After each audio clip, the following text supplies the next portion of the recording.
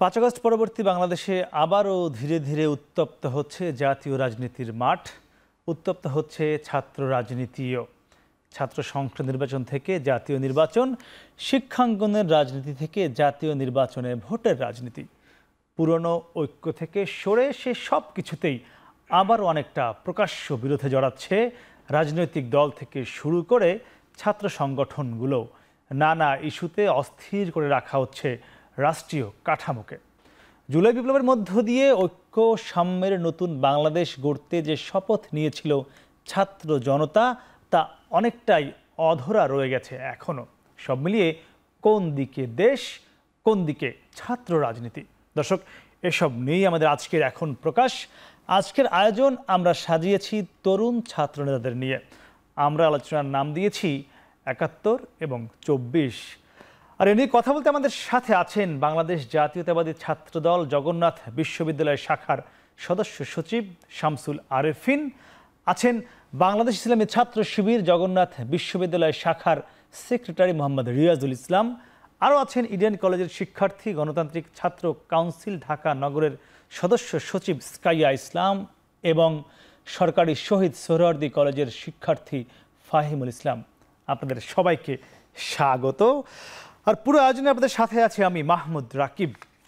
আমরা একটু শুরুতে যেতে চাই স্কাইয়া আপনার কাছে, যে আকাঙ্ক্ষা নিয়ে ২৪-এর বাংলাদেশের যাত্রা হলো ৫ আগস্ট সাবেক প্রধানমন্ত্রী ফ্যাসিস্ট আওয়ামী লীগের প্রধান শেখ হাসিনার বাংলাদেশ ছাড়ার মধ্য দিয়ে সেই পরবর্তী বাংলাদেশের এই যে অনৈক্য দেখা যাচ্ছে আবারও। আমরা দেখেছি ৫ আগস্টের আগে এই ছাত্রদল, এই ছাত্র শিবির কিংবা সকল বাম সংগঠন কিংবা সাধারণ ছাত্রছাত্রী সবাই এক হয়ে বাংলাদেশের পক্ষে আপনারা ছিলেন। কেন আবার অনৈক্য দেখা দিল? দেখেন, ৫ আগস্ট পর্যন্ত কিন্তু সবার একটাই লক্ষ্য ছিল যে হচ্ছে আমরা অভ্যুত্থানটা করব, এবং এখানে যখন এক দফা দাবিতে চলে আসলো হাসিনার পদত্যাগ, তখন কিন্তু কে কোন দল, কে কোন পোশাকে আসছে, কে কিভাবে আসছে, এগুলো এখানে ফোকাস পায়নি। যখনই ৫ আগস্ট চলে আসলো, আপনি ৭১-এ যখন মুক্তিযুদ্ধ হয়ে গেল, আওয়ামী লীগ মুক্তিযুদ্ধটাকে তার মতো করে সাজিয়ে নেওয়া শুরু করে দিল, এবং ৫ আগস্টের পরে এখানে রাজনৈতিকভাবে চরম নোংরামি শুরু হয়ে গেল। এখানে জামাত ২৪টাকে তার আন্দোলন হিসেবে দেখানো শুরু করে দিয়ে দিল। আসলে এখানে জনগণের যে আকাঙ্ক্ষা ছিল, জনসাধারণ যে এখানে প্রাণ দিয়েছে, তারা কিন্তু ধরেন যে মানুষটা প্রাণ দিয়েছে এখানে ম্যাক্সিমাম দেখবেন ৮০% প্রাণ দিয়েছে যাদের কোটার প্রয়োজন ছিল না। তারপরেও কিন্তু জনগণ তার সাধারণ দাবি দেওয়া এবং বাঁচার লড়াইয়ের প্রশ্নে এসে প্রাণ দিয়েছে। ফলে যেখানে আমাদের পরবর্তী অন্তর্বর্তীকালীন সরকার, সে কিন্তু আর এই দাবি দাওয়াগুলো পূরণ করতে তো পারলই না, এবং গণ অভ্যুত্থান বাংলাদেশে এটাই প্রথম না। এর আগেও গণ অভ্যুত্থান হয়েছে, ৬৯-এ হয়েছে, তারপর আপনি হচ্ছে ৯০-এ হয়েছে। ৬৯-এর ১১ দফা ছিল, ৯০-এর ১০ দফা ছিল, কোনোটাই জনগণের আকাঙ্ক্ষা বাস্তবায়ন করে নাই, বরং শাসক গোষ্ঠী এবং জনগণের এই যে অমিল, এটা বরাবরই চলে এসেছে। একইভাবে এখানে এসে জনগণের যে আকাঙ্ক্ষা, জনগণের যে সাধারণ দাবি দেওয়া ছিল, সেগুলো তো বাস্তবায়ন হয়ই নেই। পাল্টা আপনি দেখবেন আমার আমার ৫ আগস্টের পরে ২ মাসের মধ্যে এখানে শ্রমিকের বুকে গুলি চলল, এখানে ভ্যাট বাড়ানো হলো, এখানে দ্রব্যমূল্যের ঊর্ধ্বগতি হলো, এখানে ক্যাম্পাসগুলোতে অন্তর্দ্বন্দ্ব শুরু হয়ে গেল। তাহলে এখানে এই যে শাসক গোষ্ঠী, তার মুনাফাকে টিকিয়ে রাখা কিংবা তার জন্যই এখন ঐক্যটা থাকছে না। আপনি একটি কথা বলেছেন যে জামাত ২৪-কে নিতে যাচ্ছে, মানে কোথাও বলেছে জামাত যে ২৪-এ তারা এককভাবে অংশগ্রহণ করেছে? না, আপনি এটা খুব ভালোভাবে বিভিন্ন বা তাদের আলোচনার মধ্যেও দেখবেন যে এখানে কিভাবে ২৪টাকে সে ক্লেশ করছে। যেমন মুক্তিযুদ্ধ নিয়ে সে বিতর্ক সৃষ্টি করে দিল।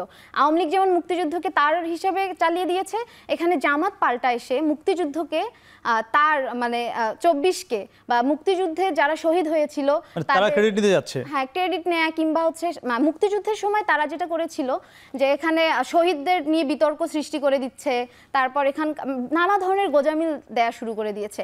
একইভাবে ধরেন এই ধারাবাহিকতা যদি চলে, তাহলে আপনি দেখবেন আওয়ামী লীগ পরবর্তীতে যদি ব্যাক করে, সেও কিন্তু ২৪কে, এখানে যে সাধারণ মানুষের প্রাণ গেল, এগুলোকে কিন্তু ওই একই বাইনারিতে অস্বীকার করতে চাইবে পরবর্তী আওয়ামী লীগ। আমি ফিরব আবারও ফাহিমুল ইসলাম, সাধারণ শিক্ষার্থী হিসেবে জানতে চাই আপনার কাছ থেকে, মানে যদি বলি আপনার সামনে দুজন নেতৃত্ব বা দুজন নেতা রয়েছে ছাত্রদল ছাত্র শিবিরের, ৫ আগস্টের আগে যেভাবে তাদেরকে দেখেছিলেন, এখন কিভাবে দেখছেন?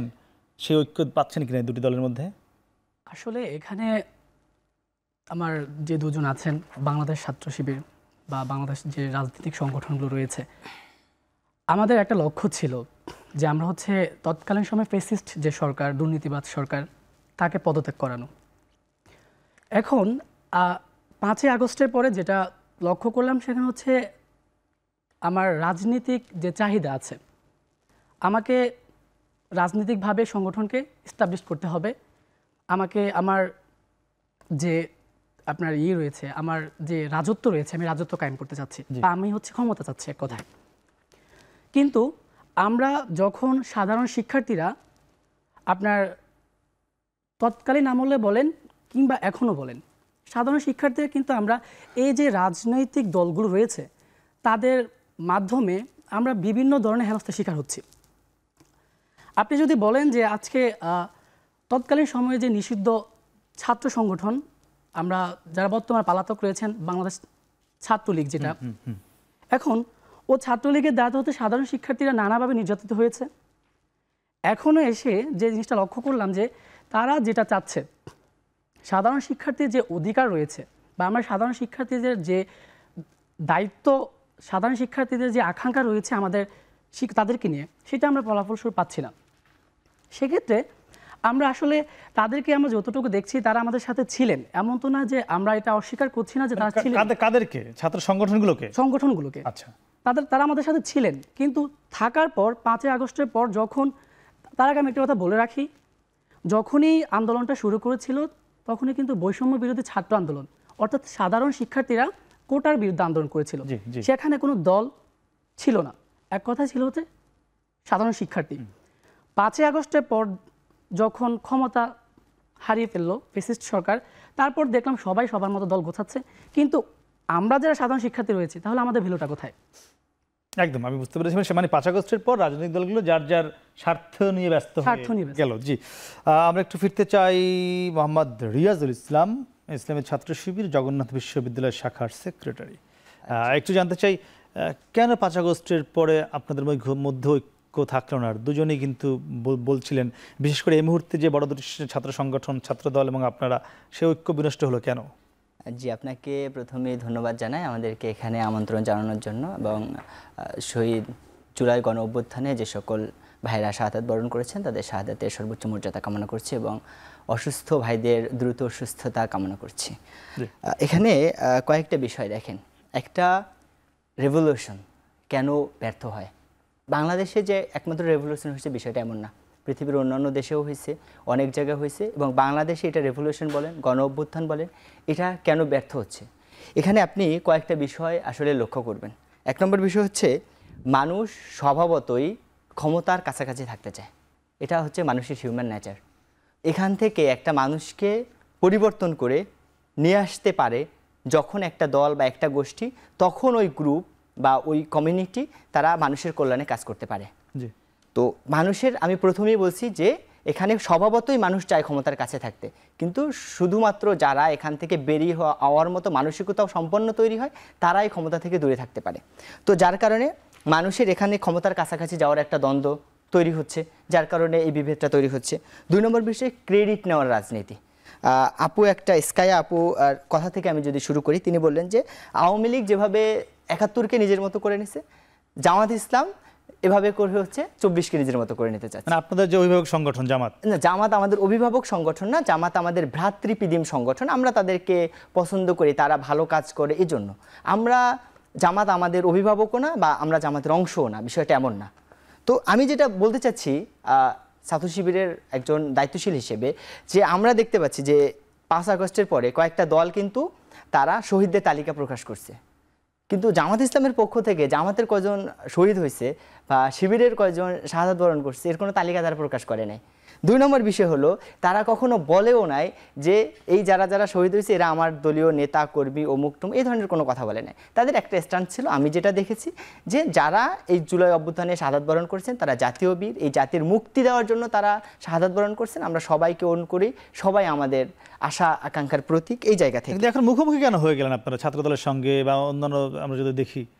জি, ছাত্র দলের সাথে এবার ছাত্র শিবিরের বিষয়টা আসি।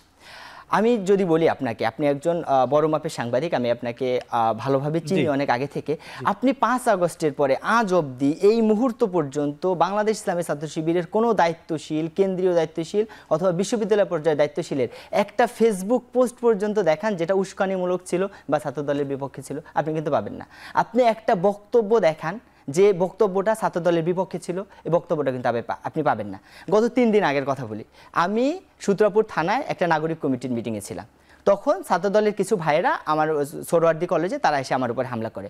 পুলিশ এখানে ব্যারিকেড দিয়ে আমাকে এখানে প্রোটেক্ট করে, পরে হচ্ছে তারা আমাকে ওসির রুমে নিয়ে রাখে এবং ছাত্রদলের ভাইয়েরা এখন হট্টগোল করে, চেয়ার ভাঙাভাঙি করে।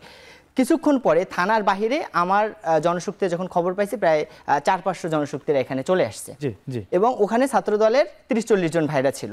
তো ওখানে যদি একটা মারামারি হতো বা আমরা যদি মারামারি করার চিন্তা ভাবনা করতাম, তখন মারামারি করে ওখানে কিন্তু অনেক বড় ধরনের ম্যাসাকার হয়ে যেত।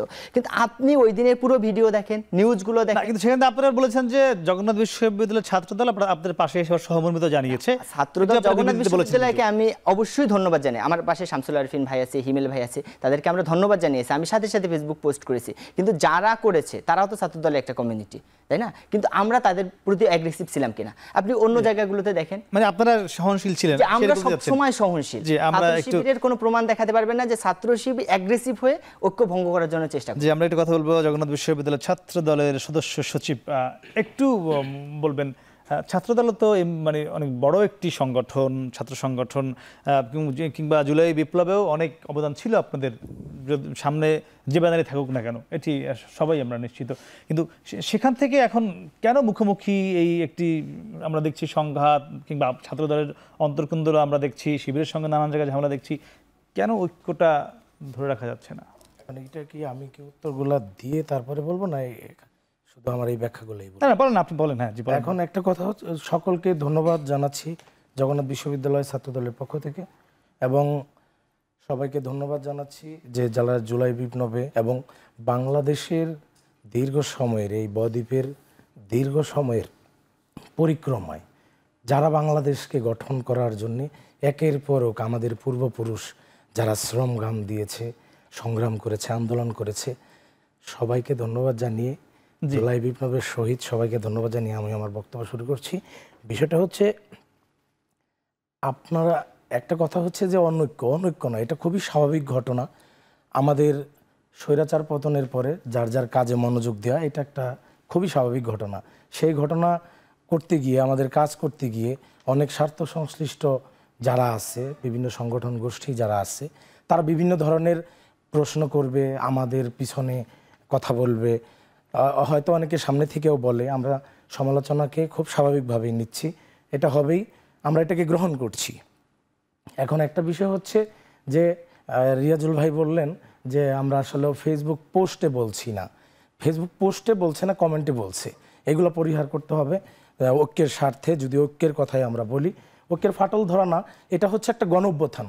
গণঅভ্যুত্থানের স্বার্থই হচ্ছে যে যখন গণঅভ্যুত্থান হবে তারপর মানুষ তার কাজে ফিরে যাবে। এটা বিপ্লব নয় যে বিপ্লবী সরকার গঠন হবে বা সবাই একই ব্যানারে থাকবে, একই ছাতার নিচে থাকবে। বাংলাদেশ গণতান্ত্রিক দেশ, গণতন্ত্রের বিভিন্ন পক্ষ আছে, সেই পক্ষগুলো তাদের সামাজিক, সাংস্কৃতিক, রাজনৈতিক চিন্তা দর্শনের জায়গা থেকে তারা তাদের জায়গায় কাজ করবে। আমরাও সেভাবে বাংলাদেশ জাতীয়তাবাদী ছাত্রদল, কেন্দ্রীয় সংসদ সহ সকল ইউনিট এবং জগন্নাথ বিশ্ববিদ্যালয় ছাত্রদল তার নিজস্ব কাজ করে যাচ্ছে। সেই কাজ করতে গিয়ে ভুল ত্রুটি অনেক কিছুই হবে, আমরা এগুলো সংশোধনের মধ্য দিয়ে, কারণ আমরা মানুষ, আর মানুষ মাত্রই ভুল হবে।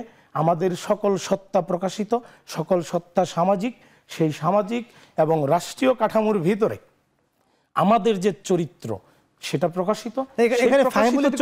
ভিতরে যখন আমরা আমাদের ভুল ত্রুটি আসবে, অনেকে বলবে, যখন কেউ বাঁকাভাবে বলে বা বাঁকাভাবে বলতে চায় বা আমাদেরকে দেখাতে চায় যে আসলেও এই চরিত্রটা বাংলাদেশের বুকে একটা বৃহত্তর শক্তি, একে ঘায়েল করে আমি আমার জায়গা নিব, এটা কিন্তু একটা রাজনীতি। আরেকটা রাজনীতি হচ্ছে যে না, সে তার জায়গায় থাকবে, আমি আমার যোগ্যতা, মননশীলতা এবং রাজনীতির মাধ্যমে আমি আমার জায়গা দখল করে নেব, এটা আরেক রাজনীতি।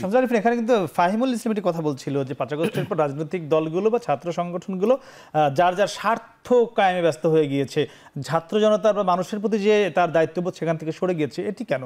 এটা স্বার্থ নয়, এটা শাব্দিক বিষয়টা হচ্ছে যার যার নিজস্ব রাজনৈতিক যে প্রতিফলন, সেই প্রতিফলন করতে গিয়ে আমরা প্রতিফলন করছি। এখন আপনি এই বলতে পারেন যে 24 এত বড় একটা বিপ্লবের মধ্য দিয়ে পুরো বাংলাদেশ উলটপালট হয়ে গিয়েছে। আপনি প্রশাসন ব্যবস্থা বলেন, রাষ্ট্রীয় ব্যবস্থা বলেন, সামাজিক কাঠামো বলেন, সবগুলো উলটপালট হয়ে গেছে। আপনারা জানেন দীর্ঘ সময় কিন্তু পুলিশ প্রশাসন বলেন, বিভিন্ন প্রশাসন যারা কিন্তু তারা কাজ করে নাই, তা এত কিছু কাজ না করার পরেও বাংলাদেশ কিন্তু বাংলাদেশই আছে।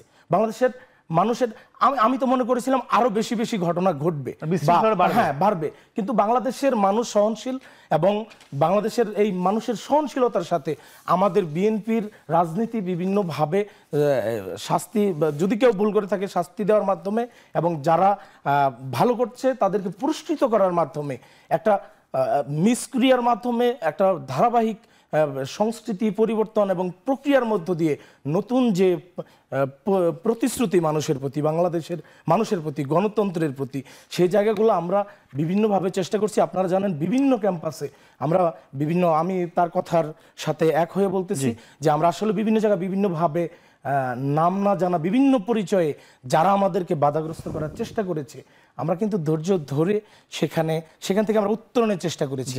আমরা কিন্তু কোথাও সংঘাত করিনি। আমরা ফিরবো একটু। আজকে আমরা যখন কথা বলছি তার ঘন্টা দুয়েক আগে একটি ফেসবুক পোস্টে এই অন্তর্বর্তী সরকারের একজন উপদেষ্টা মাহফুজ আলম, আমি জানি না দেখেন কিনা, তিনি পোস্টে বলেছেন, বেশ বড়সড় একটি পোস্ট তিনি ৭১ এবং ২৪কে কেন্দ্র করে দিয়েছেন। সেখানে যেমন তিনি বলেছেন যে আমি যদি কোরআন করে পড়ি, তিনি বলছেন আমরা ৭২-এর পূর্ব শেখ মুজিবুর রহমানকে প্রাপ্য গুরুত্ব দিব। তিনি অনেক কথা লিখেছেন, আমি কয়েকটি লাইন আপনাকে বলবো। তিনি বলেছেন যে আমরা ভুলে যাই মুক্তিযুদ্ধের পরবর্তী 10 বছর ইতিহাস ছিল ফ্যাসিস্ট মুজিববাদী মুক্তিযোদ্ধা ও ভারত বিরোধী দেশপ্রেমিক মুক্তিযোদ্ধাদের মধ্যকার লড়াইয়ের ইতিহাস। তিনি আবার বলেছেন যে এই গণঅভ্যুত্থান মুক্তিযুদ্ধের পরে ফ্যাসিস্ট মুজিববাদী প্রকল্পের বিরুদ্ধে অভ্যুত্থান, বাকশালের বিরুদ্ধে অভ্যুত্থান, কিন্তু মুক্তিযুদ্ধের ঐতিহাসিক ধারাবাহিকতা। তিনি বলেছেন যে জাতিকে বিভাজন থেকে রক্ষা করতে অবশ্যই ৭১ ও ২৪কে নিঃশর্ত ও নিরঙ্কুশ মেনে এগোতে হবে। তিনি বলেছেন যে কেউ যদি জুলাই বিপ্লবীদের ট্যাগ বা হুমকি দেওয়ার চেষ্টা করবেন না, বরং জুলাই বিপ্লবীদের সাথে মৈত্রী করুন। এবং সর্বশেষ তিনি বলেছেন যে আপনারা জুলাইয়ের ছাত্র নেতৃত্বকে হুমকি দেয়া ব্যক্তিরা ইতিহাসের উল্টো দিকে হাঁটছেন। এই যে আমি কয়েকটা লাইন আপনাকে পড়ে শোনালাম, আরও বেশ বড়, ৭১ এবং ২৪কে নিয়ে বলেছেন। আপনি তার এই কথাগুলোর সঙ্গে একমত কিনা আমি আপনার কথা শুনবো। তবে দর্শক, তার আগে নিচ্ছি ছোট বিরতি, ফিরছি একটু পরে, সঙ্গেই থাকুন।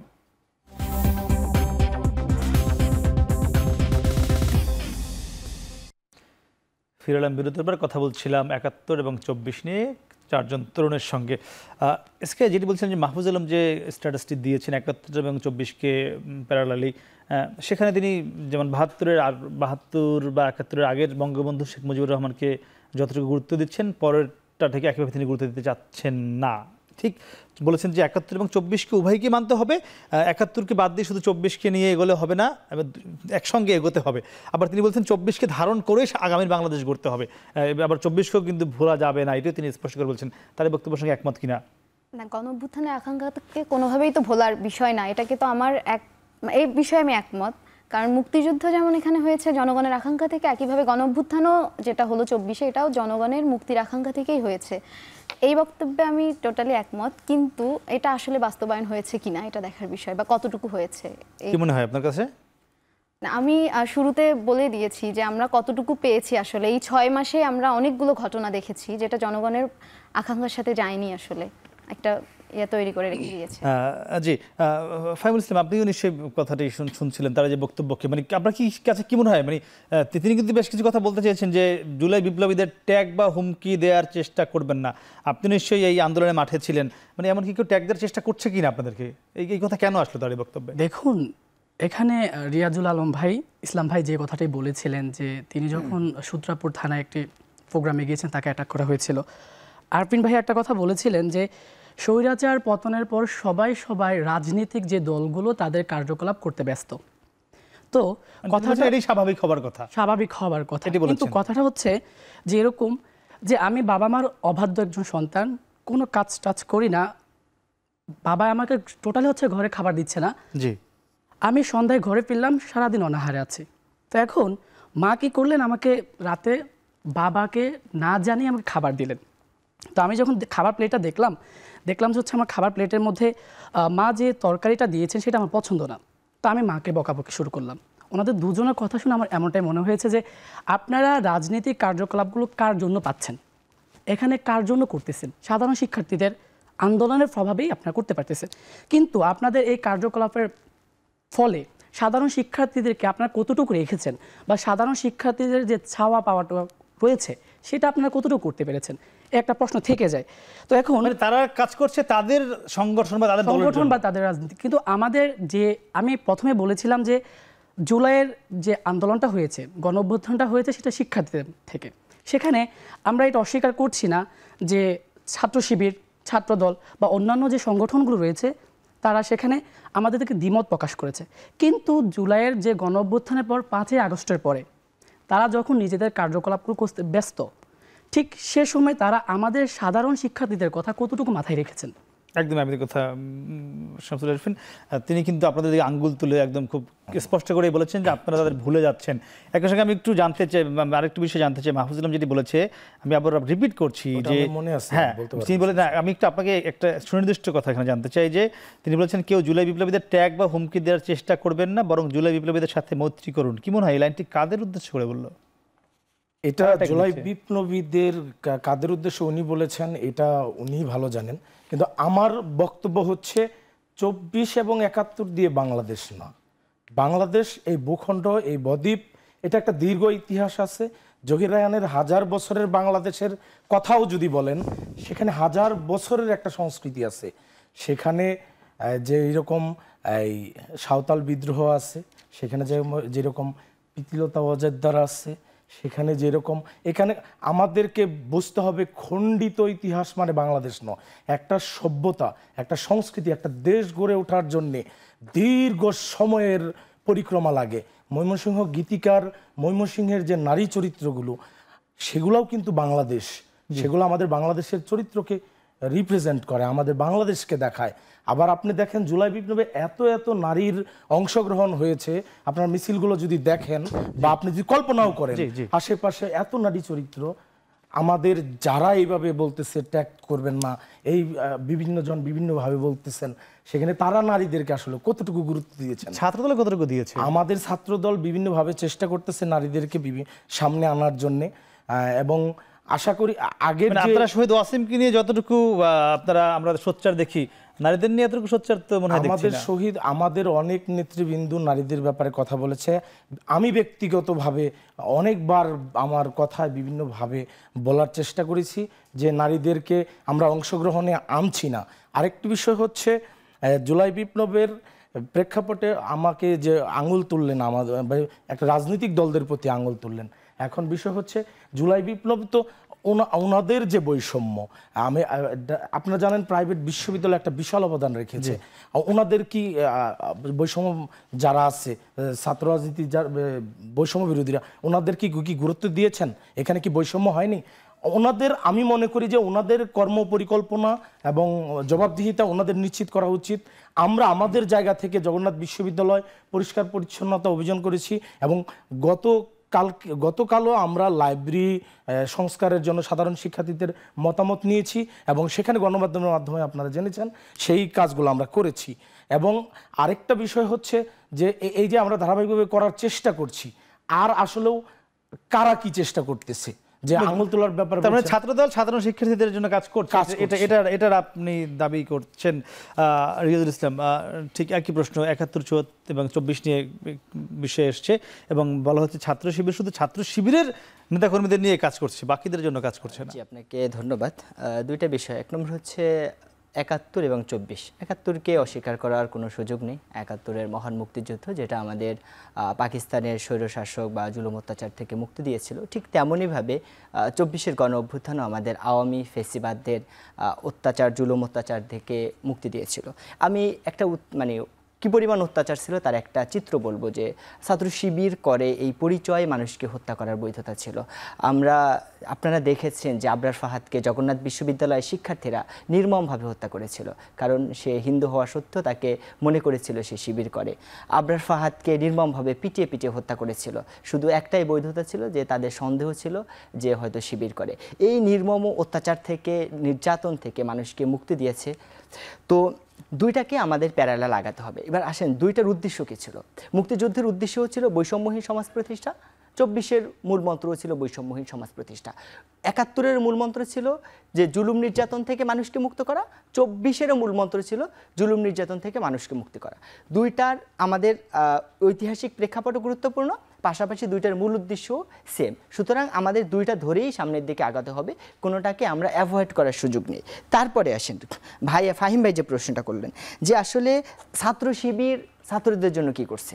দেখেন, ছাত্র শিবির একটা স্টুডেন্ট অর্গানাইজেশন, এটা মাথায় রেখে তাদের যতটুকু সক্ষমতা আছে তারা করে যাচ্ছে। কি করে যাচ্ছে দেখেন, যে 5 আগস্টের পরেই কিন্তু ছাত্র শিবির বড় একটা চিত্র প্রদর্শনী করার আয়োজন করছে, যাতে করে এই জুলাই বিপ্লবের স্মৃতিটাকে ধরে রাখা যায় বাংলাদেশের বুকে, যাতে হারিয়ে না যায়, চেষ্টা করছে চিত্র প্রদর্শন করতে। আচ্ছা, আমরা কেন্দ্রীয় হয়ে যদি আমি জগন্নাথ বিশ্ববিদ্যালয়ে যাই, জগন্নাথ বিশ্ববিদ্যালয়ে আবাসন সংকট প্রকট, এটি নিয়ে ছাত্র শিবির কি করেছে এই 5 আগস্টের পরও যদি আমরা বলি?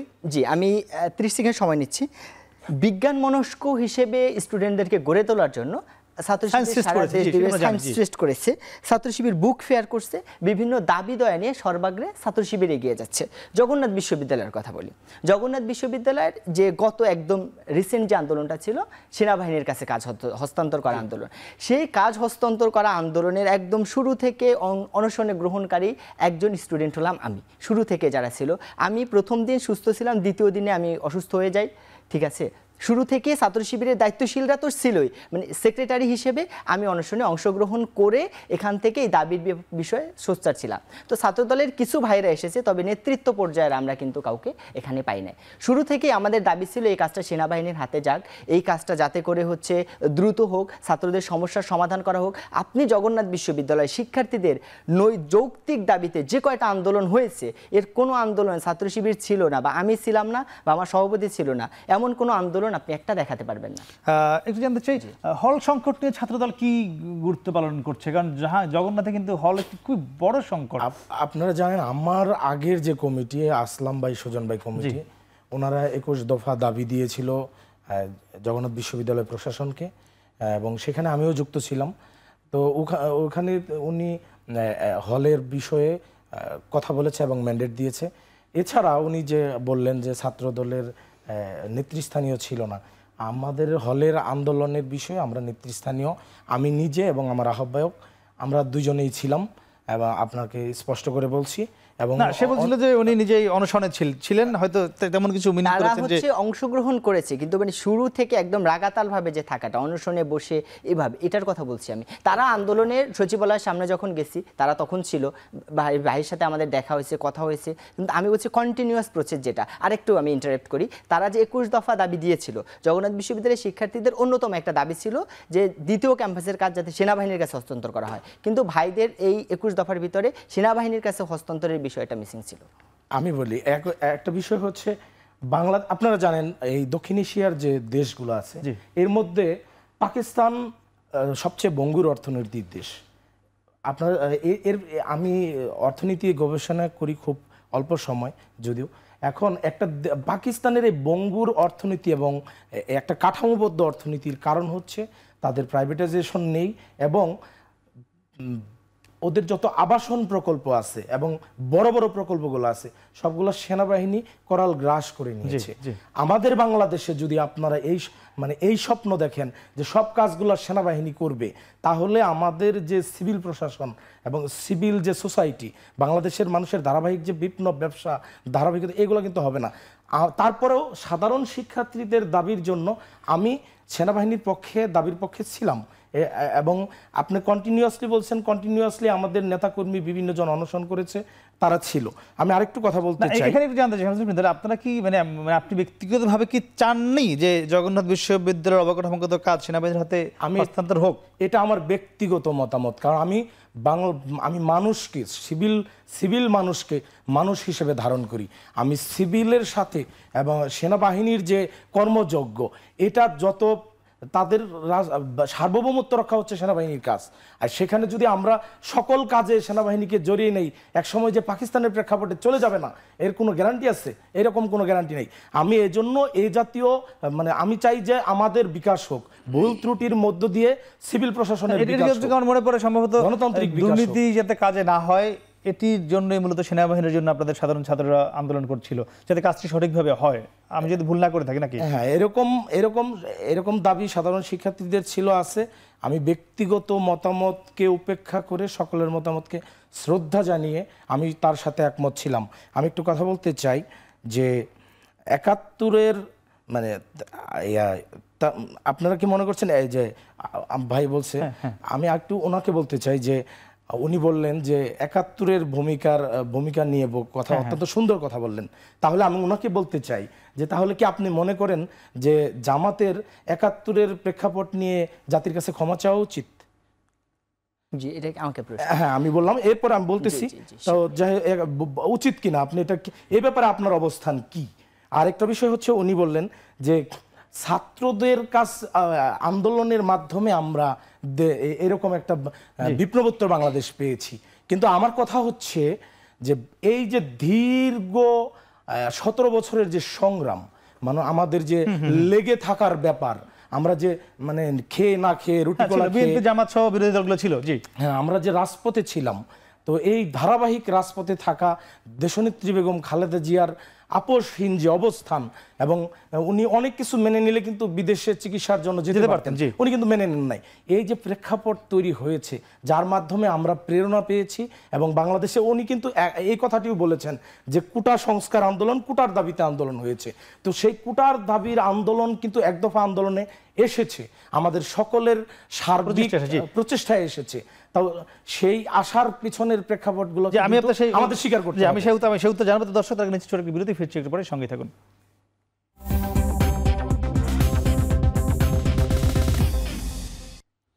ফিরে এলাম বিরতির পরে, কথা বলছিলাম তরুণ রাজনীতি নিয়ে। আমরা একটু যেতে চাই রিয়াজুল ইসলাম আপনার কাছে। বেশ কয়েকটি প্রশ্ন আপনার দিকে ছুড়েছিল ছাত্রদলের সদস্য সচিব, ছোট করে জানতে চাই। আমার একটা প্রশ্ন ছিল, করে ফেলবো কিনা? জি জি। আচ্ছা, আমরা হচ্ছে একদম ছোট করে, হ্যাঁ, খেয়াল করে দেখবেন যে আপনাদের একটা ছাত্র শিবিরের মুক্তিযুদ্ধের সময় মুক্তিযুদ্ধ ইসলামের ক্ষতি করেছে, এই কয়েকদিন ধরে আর কি অনলাইনে দেখতেছি ওনাদের একটা প্রকাশিত, উনি কিছুক্ষণ আগে মুক্তিযুদ্ধকে অ্যাপ্রিসিয়েট করেছে, তাহলে মুক্তিযুদ্ধ ইসলামের ক্ষতি করেছে এই অংশটা কেন? জি, আমি বুঝতে পারছি আপনি বলছেন। মাসিক প্রেরণায় মানে ছাত্র সংবাদে প্রকাশিত ডিসেম্বর সংখ্যার একটা লেখার বিষয়। জি, ধন্যবাদ। আমি শামসুল আরিফিন ভাইয়ের কথা থেকে শুরু করি। আমার বাসা হচ্ছে বাগেরহাটে। তো আমাদের ওখানে 1998 সালে একটা বড় বন্যা হয়েছিল। তো আমি একটা প্রেডিকশন দিচ্ছি, মনে করেন ওই বন্যায় একটা মানুষ মানে মারা গেছে, এলাকাবাসীর সুযোগ ছিল তাকে বাঁচানোর, কিন্তু বাঁচায় না, এটা একটা নেগলিজেন্স। এবার আমার 1999 সালে জন্ম হয়েছে, জন্ম হওয়ার পরে এবার আপনি আমাকে মামলা দিয়ে ফাঁসি দিয়ে দিলেন কেন? ওই যে 1998 সালের মামলা আমি কেন বাঁচাইলাম না? তো মূল বিষয় হচ্ছে আমার কিন্তু তখন জন্ম হয় নাই। আবার ধরেন ওই সময় একটা ভালো কাজ হয়েছে, এবার আমি 1999 সালে জন্মগ্রহণ করে আপনার কাছে এসে ওখান থেকে আমি ক্রেডিট নেওয়ার চেষ্টা করলাম, দুইটাই অবান্তর বিষয়। এক নম্বর বিষয় হচ্ছে আপনার একটা বিষয় কাউকে দোষারোপ করার জন্য অথবা কারো ক্রেডিট নেওয়ার জন্য এক্সিস্টেন্ট পয়েন্টে তাকে থাকতে হবে। আমি জগন্নাথ ইউনিভার্সিটির 2024 আন্দোলনে একজন স্টেক হোল্ডার দাবি করার জন্য 2024 মোমেন্টে আমার জগন্নাথ বিশ্ববিদ্যালয়ের শিক্ষার্থী থাকতে হবে, এটা হচ্ছে প্রথম কন্ডিশন। তো এখন বাংলাদেশ ইসলামী ছাত্র শিবির প্রতিষ্ঠিত হয়েছে 1977 সালে। সুতরাং 1971 সালের কী ঘটনা ঘটছে না ঘটছে এর দায়ভার ইসলামী ছাত্র শিবির কখনো নেবে না। দুই নম্বর হচ্ছে জামাত ইসলামী ক্ষমা চাবে না চাবে, জামাত ইসলামের রোল কি ছিল এটা জামাত ইসলামী বর্ণনা করবে। আমরা তো জামাত ইসলামকে সার্ভ করি না। জামাত ইসলাম সেপারেট অর্গানাইজেশন, তাদের স্ট্র্যাটেজি কী ছিল, তাদের এই প্রশ্নগুলো যদি তাদের কোনো নেতৃবৃন্দের কাছে করা হয় এটা সব থেকে ভালো হবে। এবং অন্যরা অনেকে যারা 1971 সালের পরে জন্মগ্রহণ করে 1971 সালের ক্রেডিট নেওয়ার চেষ্টা করতেছে, তাদেরও এটা থেকে শিক্ষা গ্রহণ করা উচিত যে আমার ক্রেডিট নেওয়ার প্রথম শর্ত হয়েছে আমার তখনকার সময় জন্মগ্রহণ করা বা তখন আমার এক্সিস্টেন্স থাকাটা গুরুত্বপূর্ণ। আপুর প্রশ্নে আসি, তিনি প্রশ্ন করছেন যে মাসিক ছাত্র সংবাদে প্রকাশিত ডিসেম্বর সংখ্যা একটা লেখা প্রকাশিত হয়েছে, এখানে তিনি যেটা বলেছেন কোট করেছেন ওই লেখাটা আছে। এখন আসেন, ওই লেখাটা মাসিক ছাত্র সংবাদ হলো শিবিরের থেকে প্রকাশিত একটা পত্রিকা। এখন টেলিভিশনে আমি এখন বক্তব্য দিতে আসছি, এখন আমি এখানে একটা কথা বললাম, যেটা ক্রিমিনাল ভায়োলেন্স বা দেশদ্রোহী বা যে কোনো টাইপের একটা কথা বললাম। এবার কি করলো, পুলিশ এসে এখন টেলিভিশনের যে মালিক আছে তার হচ্ছে 6 বছরের কারাদণ্ড দিল। আপনি এটা কি ন্যায় বিচার বলবেন? আপনি বলেন। আমি অপরাধ করছি, এখানে কথা বলছি, গালিগালাজ করে যা কিছু করছি, ভায়োলেন্স করছি, এই অপরাধের জন্য এখন টেলিভিশনের ওই লেখাটি আপনি সমর্থন করেন? আমি একটু বলতেছি, জি। এখন টেলিভিশনের মালিককে কি এজন্য দায়বদ্ধতা নিতে হবে নাকি আমাকে নিতে? না, অবশ্যই যে লেখক। হ্যাঁ, তো একটা পত্রিকা, এখানে একটা লোক লেখা পাঠাইছে এবং ছাত্র সংবাদের যে আপনার মূল গঠনতন্ত্র আছে এখানে লেখা আছে, যদি কোনো লেখক লেখা পাঠায় এটা যদি ছাপানোর উপযুক্ত হয়, কোনো প্রকার পরিবর্তন না করে ছাত্র সংবাদের এখতিয়ার নেই পরিবর্তন করে, তারা তার মতামত লেখাটা ছাপাইছে। এখন ওই লেখাটা যেহেতু সে লিখছে, এটার দায়ভার ওই লেখক নিবে, নট ছাত্র সংবাদ নিবে। পত্রিকায় তো অনেক লেখা আসে, অনেক কিছু আসে, এর দায়ভার কি সব পত্রিকার মালিক নাই? কখনোই নিবে না। জি, আমি একটু বলতেছি। এখন আসেন, এই লেখাটা আমরা সমর্থন করি কিনা। আপনি ছাত্র সংবাদের এজন্য আরো আগে পিছনে যে লেখাগুলো আছে মুক্তিযুদ্ধ নিয়ে, আরো 10টা লেখা অ্যানালাইসিস করেন, দেখবেন 10টার ভিতর প্রত্যেকটা লেখা মুক্তিযুদ্ধকে অ্যাপ্রিসিয়েট করে, মুক্তিযুদ্ধের প্রশংসা করে, মুক্তিযুদ্ধের সপক্ষে লেখা। এবং এই যে লেখাটা, এটা পুরো ব্যক্তিগতভাবে সে তার মতামত প্রকাশ করছে, এখানে এটার দায়বদ্ধতা তাকে নিতে হবে। এবং বাংলাদেশ ইসলামী ছাত্র শিবির এবং ছাত্র সংবাদ যেটা কখনো এর দায়ভার গ্রহণ করবে না এবং এই মতামতকে সমর্থন করে না। মতামত সমর্থন করে না, এটা নিশ্চয়ই যে লেখা আসে সেটা তো সম্পাদক থাকে, সেই যে সম্পাদক সেও তো শিবিরেরই লোক। উনি ব্যাখ্যা দিল যে লেখা দিয়েছে সেটা কোনো ধরনের এডিট ছাড়া, মানে অনেকটা বক্তব্যটা এরকম হয়ে গেল না যে ছাত্রলীগ যখন অপকর্ম করছে, আওয়ামী লীগ মানে শেখ হাসিনা তখন বলে দিচ্ছে যে ওই দায় আমার না। জি, রাজনৈতিক বক্তব্য। জি, রাজনৈতিক বক্তব্য না, আমি একটু বলি, ওই যে লেখাটা যে লিখছে সেও অলরেডি এর একটা ক্লারিফিকেশন দিয়েছে। আপনি তার ক্লারিফিকেশনটা দেখেন, আমরা তার উপর চাপাই দিচ্ছি কিনা। সে নিজেই অকপটে স্বীকার করছে যে আমি এটা এমন দেওয়ার জন্য বলছি এবং এটা এভাবে দেওয়া হয়েছে। এটা আপনি তার বক্তব্যটা আপনি তার বক্তব্য আপনারা নিয়েছেন? হ্যাঁ, তার বক্তব্য না, সে স্বেচ্ছায় তার বক্তব্য স্টেটমেন্ট। আমরা একদম আপনাকে কথা বুঝতে পারছি। আপনি একটু জানতে চাই, ছাত্র সংসদ নির্বাচন নিয়ে আপনাদের ইডেন কলেজে এখন আপনি যেহেতু ছাত্র সংগঠনে আছেন, কি চান একদম 30 সেকেন্ডে জানতে চাইবো। ছাত্র সংগঠন নির্বাচন তো গণতান্ত্রিক পরিবেশ নিশ্চিত করার জন্য খুবই প্রয়োজন, কারণ আমরা আপনি দেখবেন যে জুলাই অভ্যুত্থানের পরে যে পরিমাণে রাজনৈতিক সচেতনতা বৃদ্ধি পেয়েছিল, তার ঠিক পরপরেই বিরাজনীতিকরণের যে ব্যাপারটা চালু হয়ে গিয়েছে। মানে এখানে ধরেন যারা গুপ্ত রাজনীতি করে এসছে তাদের আত্মপ্রকাশের মধ্য দিয়ে আবার ছাত্র রাজনীতি বন্ধের আলাপটা কিন্তু থেমে গিয়েছে। একইভাবে ইডেনেও এই ছাত্র রাজনীতি বন্ধের এই আলাপটা চালু আছে। আবার যদি ছাত্র রাজনীতি না থাকে তাহলে এখানকার ছাত্র সংসদ নির্বাচনগুলোর স্টেক কারা হবে, কিংবা এই যে গণতান্ত্রিক পরিবেশ নিশ্চিতের যে আলাপগুলো এগুলো কিভাবে আসবে। ফলে যে প্রত্যেকটা ক্যাম্পাসে ছাত্র সংসদ নির্বাচন আসলে প্রয়োজন। এবং এই যে গুপ্ত রাজনীতি কিংবা ছাত্রলীগের মধ্য থেকে, ওই ফেসিস্ট কাঠামোর মধ্য থেকে যারা গুপ্তভাবে ছিল এবং ওই কাঠামোর চিন্তার যদি কাছাকাছি না হয় তাহলে ওই প্রসেসে নিশ্চয়ই কেউ ঢুকতে পারতো না। ফলে এটাকে যদি আপনি মনে করেন যে এটা আমার কৌশল, এটা আসলে কৌশল কোনোভাবে, কৌশল যদি নীতির থেকে বড় হয় তাহলে সেটা কিন্তু কূটকৌশল হয়। ফলে গুপ্ত রাজনীতি কিংবা বিরাজনীতিকরণের প্রশ্ন যারা নিয়ে আসলো এবং তাদের আত্মপ্রকাশের মধ্য দিয়েই কিন্তু আবার ছাত্র রাজনীতি বন্ধের আলাপটা চলে গেল। প্রকাশ হওয়া দরকার এবং সেটা ছাত্র সংসদ হওয়া দরকার। হ্যাঁ, অবশ্যই। জি, ফ্যামিলি একটু বলতে চাই, মানে 7 কলেজে তো দরকার ছাত্র সংসদ নির্বাচন, নাকি কি মনে করছেন? অবশ্যই এটা দরকার। ছাত্র রাজনীতিটা হচ্ছে এরকম যে জনগণের অধিকার বা ছাত্র সংসদ যেটা বলেন আপনার, ছাত্রদের অধিকার আদায় করা, ছাত্রদের স্বার্থ রক্ষা, যে কোনো একটা সমস্যা হয়েছে সেটা সমাধান করা। কিন্তু এই ছাত্র সংসদ না গঠন করার ফলে যেটা হচ্ছে, বিভিন্ন রাজনৈতিক দলের যে একটা প্রভাব বিস্তার করছে ক্যাম্পাসে, সেটার হেনস্থার শিকার হচ্ছে সাধারণ শিক্ষার্থীরা। কিন্তু আমরা বিগত সময় দেখে আসছি ছাত্র সংসদ মূলত কাজ করে হচ্ছে ছাত্রদের জন্য। কিন্তু আমি চাই আমার 7 কলেজে ছাত্র সংসদ গঠিত হোক, কেননা ছাত্র সংসদ গঠিত হওয়ার মাধ্যমে যেন ছাত্রদের যে অধিকার রয়েছে, রাজনৈতিক যে চর্চা রয়েছে, গণতান্ত্রিক যে চর্চা রয়েছে, সেখান থেকে মেধাবী রাজনীতিবিদ গণতান্ত্রিক যে চর্চা সেটা গড়ে উঠুক। জানতে চাইবো যে জগন্নাথের, যদিও আপনারা এই দুজনে বলছিলেন আমরা যে একটু আগে যে গঠনতন্ত্রের ছাত্র সংসদ নেই, এটি ছাত্র আপনারা চান কিনা? গঠনতন্ত্রের ছাত্র সংসদ নির্বাচনে আসুক কিনা? ছাত্র শিবির সেখানে অংশগ্রহণ করলে আপনাদের কোনো দ্বিমত আছে কিনা? একই সঙ্গে আগামীতে জগন্নাথের ছাত্রদল কিংবা ছাত্র শিবির একই সঙ্গে রাজনীতি করতে পারবে কিনা? 3টি বিষয় ছোট্ট করে 30 সেকেন্ড জানতে চাইবো। আমি একটু কথা বলি, সেটা হচ্ছে যে তোমার এই যেন ভালোবাসিয়াছি শতরূপে শতবার। এখন ইসলামী ছাত্র সংঘ শাসনতন্ত্র, তারপর 77 হয়ে গেল ইসলামী ছাত্র শিবির।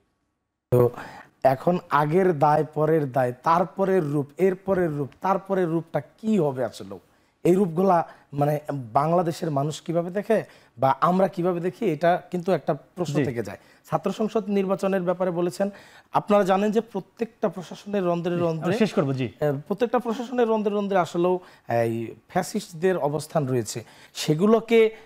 সেগুলো বিষয়ে সমাধান না করে, সেই জায়গাগুলোকে একটা জায়গায় না নিয়ে আপনি ছাত্র সংসদ নির্বাচন নিয়ে আসলেন। ছাত্র শিবির অংশগ্রহণ করলে আপনাদের কোনো দ্বিমত আছে কিনা?